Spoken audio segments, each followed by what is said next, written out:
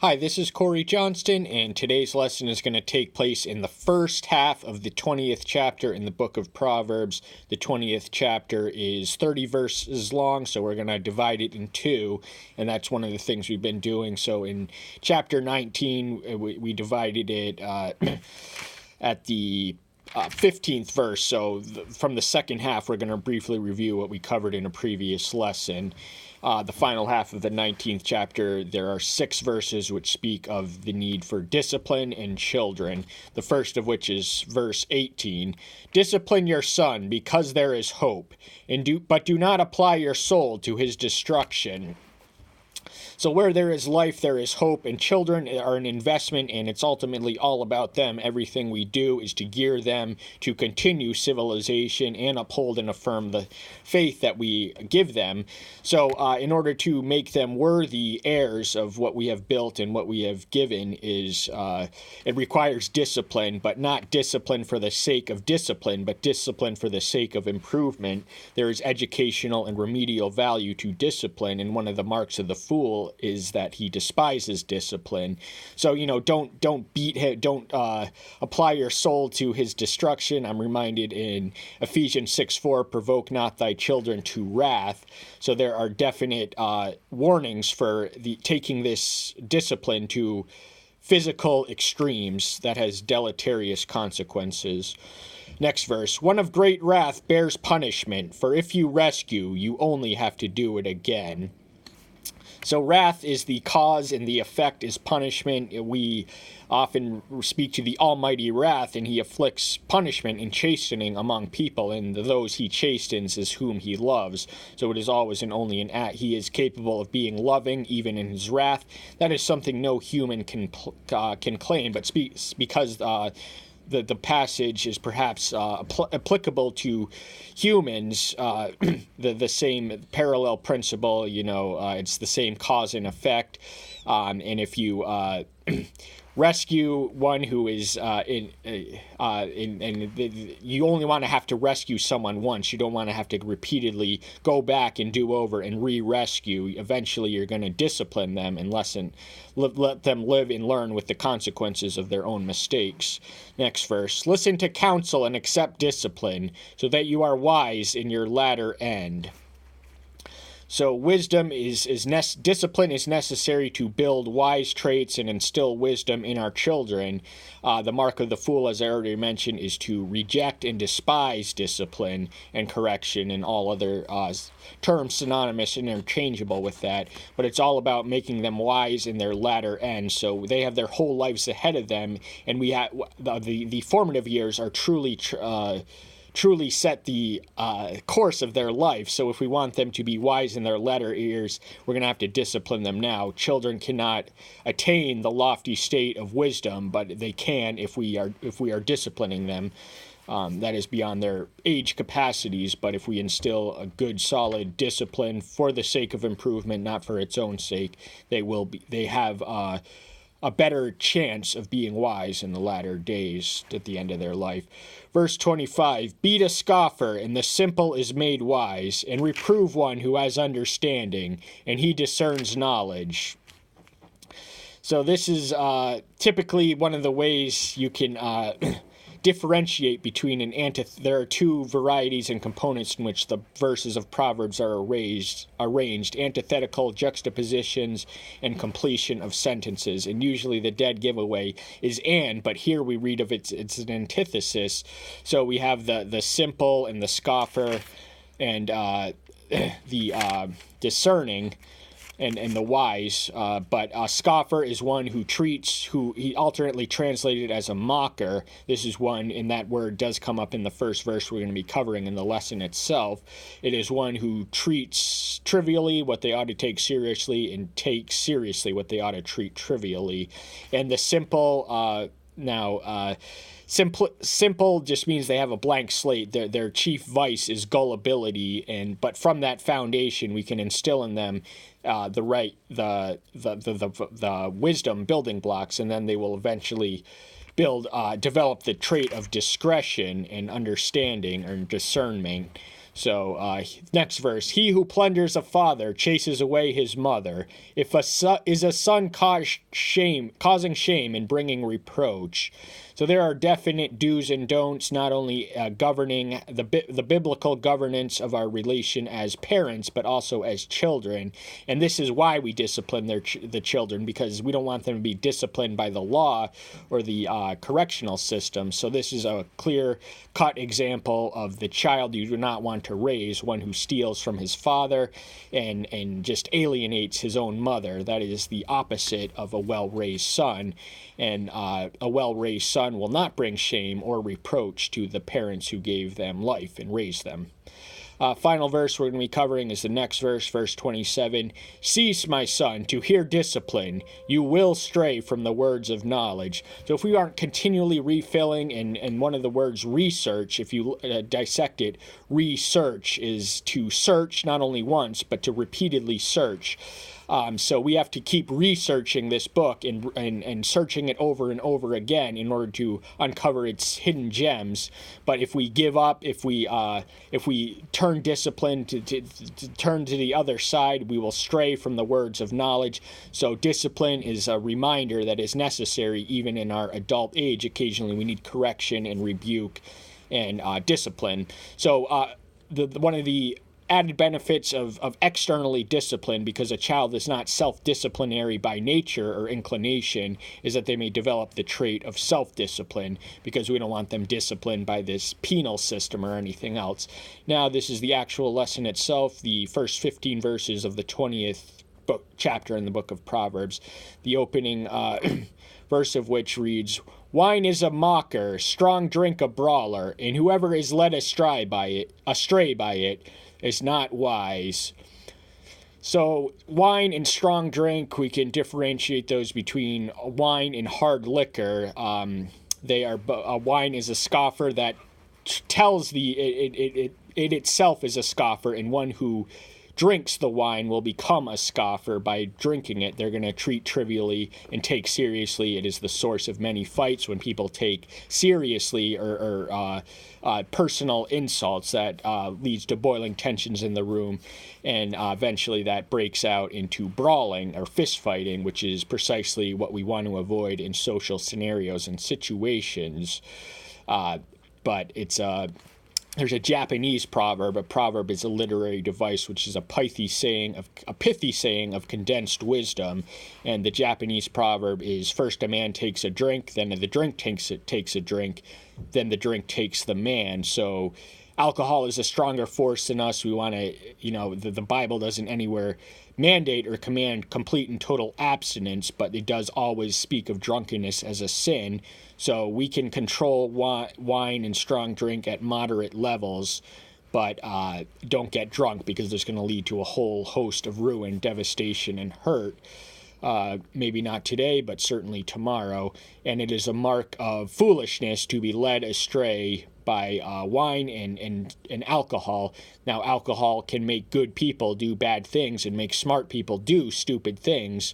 So we have to have the warning and the detection to avoid it altogether if we do in fact have a problem with it, or just to take our moderate intakes and not get drunk for that own sake.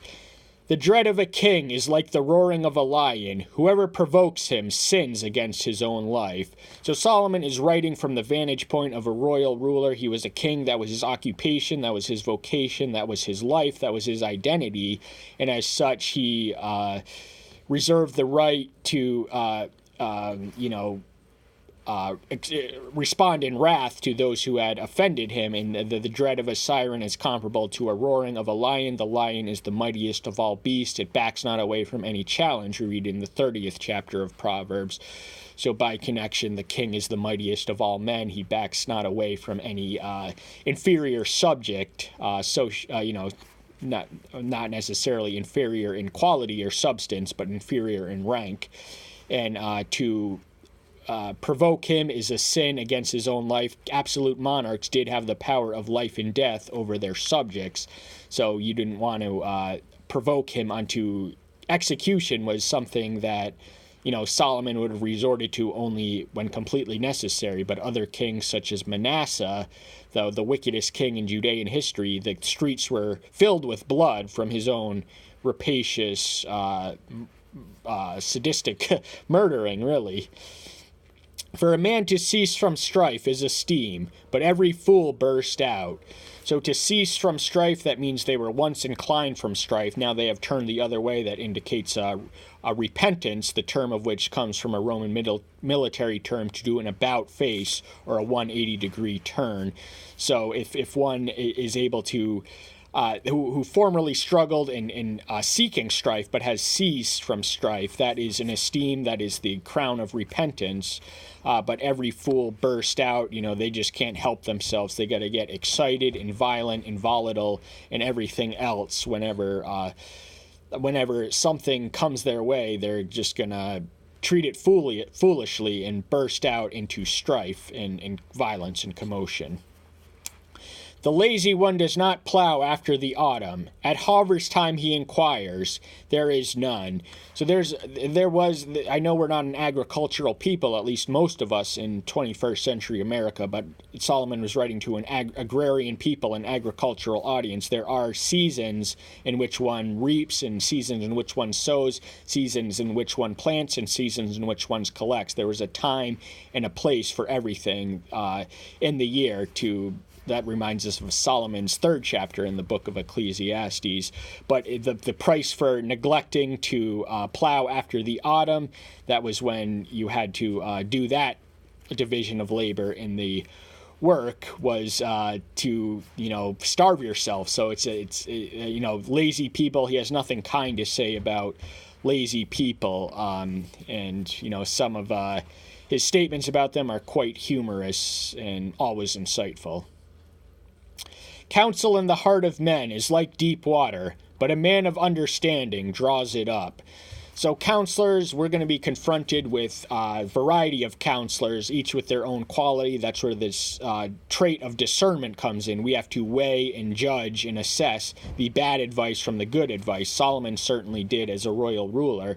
He had to, he received bad counsel and he received good counsel, but because he had prayed for the wisdom to rule his kingdom and not for the wise men to rule it for him, he had the discernment that was needed to know for counsel. But just in our lives, we are not kings. We all require counsel and advice nevertheless, and we have to an understanding counselor can dig underneath and unlayer the subterranean truths that we keep hidden. They can unlayer it and let us know from that. Most men proclaim each his own kindness, but who finds a trustworthy man? So it's the natural man's nature to exalt and exaggerate their own kindness, but trustworthy or faithfulness is a rare quality among the earth. So what good is, rather to brag about yourself? It's far better to have people brag for you, about you, for you. So there's no sense in proclaiming your own kindness or doing what the Pharisees did in the 6th chapter of Matthew. They had coins that they would purposely throw into the collection plates to let everyone know that they were giving alms. These were coins that made a loud, clinky noise, but they were certainly, unfaithful men. That's a rare quality and a rare person, and hold on to a faithful friend and never let go. The righteous man walks in his integrity. His children are blessed after him. So this, remember, Proverbs, the interpretive guideline, I repeat throughout, most of them, if not every one, is that these are promises. These are not promises. These are principles. So if you want your children to be blessed and follow in what you have built and build on what you have given them, you're going to have to walk with integrity. That is the quality of sincerity and just no hypocrisy or anything else along those lines. A king who sits on the throne of judgment is scattering all evil with his eyes. This is what Solomon fancied himself doing. scattering evil with his eyes. He could detect and discern and differentiate between the evildoers and the doers of good. So that would have been his job, to scatter all the evil with a glance. He could look at them and they would run away. Who says, I have cleansed my heart, I am purged of my sin? Now, this is an obvious rhetorical question, because none of us are purged of our sins. We have been redeemed by the atoning blood. But, universal depravity, there are passages such as Romans 3:23, which speak on this, for all have fallen short of the esteem of Elohim, but to cleanse your heart. Now, there is a spiritual surgery that we can take. Circumcise the foreskins of your heart, Moses says in Deuteronomy 10:16, and Jeremiah says much the same thing in the 4th book, in the 4th verse of the book which bears his name. He speaks of the circumcision of the heart. So the heart is different from the flesh. The heart is the seat of our emotions, will, and attitudes and desires. But in order to purge our sin, we have to get rid. We have to have a reborn heart, a redeemed heart, that it can only come from the born-again experience. Differing weights and differing measures, both of them are an abomination to Yahweh. So the Mosaic Law affirmed and upheld the principles of honest business dealings. They were not to, one of the ways that the merchant class deceived their customers was through dishonest weights, giving dishonest measurements, so they could inflate the price. They could sell them a pound. Their weight system was not identical or even parallel with ours, but they could sell them short by measuring short, the ounce or whatever their equivalent measurement was of grain or anything else. So, but these are an abomination to Yahweh. That means he hates it. That's what that word means. Whenever we read abomination, that is the lowest term of derision for anything in the esteem, and we ought to pay attention, because abomination is usually connected to Yahweh in the Old Testament. So what he finds abominable, that means we should not do, we should not touch, we should stay away and stay put and stay safe and follow his way and his will, and stay away from the things that he classifies an abomination, because that's a very serious term. That means he hates it. Even a child is known by his deeds, whether his work is clear and right. So what's true with children is true with adults. We are known by our deeds. Our deeds speak for us. This contributes to our reputation and builds our character. And but by the same token, deeds, that's a morally neutral term. There are good ones and there are bad ones, the same as anything else. And the deeds of the child, in as much as the adult, because even means what's true for adults is reflected and true of children, is their quality and character is going to be shown by the works that they do or the deeds that they perform. The hearing ear and the seeing eye, Yahweh has made them both. So the ear which hears and the eyes which sees, these are creation. They are a magnificent witness of his creative prowess, because one of the arguments against evolution is that how could perfectly round balls emerge from flat states or anything else? So that means that we were created, and these sensory capacities were given to us by him. These are survival mechanisms without which we could not exist in the physical world or survive or flourish therein. But what I want to suggest is that there are also spiritual ears and spiritual eyes. The eyes are the ones that unlayer and see things as they really are, and the ear is what hears what they need to know. They detect spiritual knowledge, and in the foolish and undiscerning, it goes in one ear, out the other. But the wise take it to heart. They take each word in at face value. And that is the correct use of our spiritual sensors. And there are spiritual stimuli that excite our spiritual sensors. But the foolish and undiscerning will not be spiritually inclined. They're carnally oriented, carnally minded, and carnal creatures. Do not let sleep, lest you become poor. Open your eyes, be satisfied with bread. So the farmer's life started at the break of dawn. As soon as the chicken crowed or the rooster crowed, or whichever one indicates the morning. See, I'm at a distance too from farm people. They were up and at 'em, and if they slept, they would become poor because they wouldn't do the daily work that they needed to do. They would have been sleeping when the work that was necessary for the provision of their survival and economy would be neglected and unattended to. So what does he tell them to do? Open your eyes in the morning and be satisfied with bread. If you want the bread, if you want food to eat, you're going to have to drag your lazy butt out of bed and do the work that needs to be done. Evil, evil, cries the buyer, but when he has gone his way, then he boasts. So this is a customer who who says one thing to the audience that immediately witnesses him buy the product, but when he goes away, he's a different character of a different mindset and different words, and then so immediate first impressions aren't everything, and we really have to examine a person after they do the first thing they do in order to assess them more thoroughly from a plenary analysis. There is gold in a multitude of rubies, but the lips of knowledge are a precious vessel. So he compares elsewhere throughout the book of Proverbs that wisdom is a greater treasure, it is a priceless treasure, a gem that is hidden and above value, above any earthly crystal or gem or ruby or anything else. And gold and rubies, these are physical commodities which are treasured in his day as they are in our own. But the lips of knowledge are a truly precious vessel. You cannot put a price tag on the lips of knowledge. And wisdom itself, which springs from their mouth, is priceless in itself. And we must guard what is precious, because the lips of knowledge, they can depart from the knowledgeable if they do not maintain their perpetual research. And that's what we're doing here. We're searching and researching. One of the things we recommend is that you read the Bible every single day.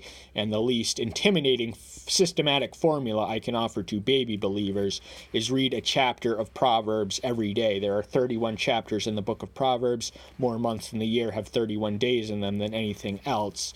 And on top of that, I read 5 Psalms a day. There are 150 of them. That's 5 a day equals 30. Again, a seasonal cycle. And that's if I don't do anything else. And I do try and film at least one of these a day. So I happen to be in the book of Proverbs right now. This is in the 20th day of the month as I am filming it, as you can probably see below. But it is pretty close. But I'm doing this at a different pace. But that's all the time we have for today. Thank you so much. I'll see you soon. Take care until then. Bye-bye.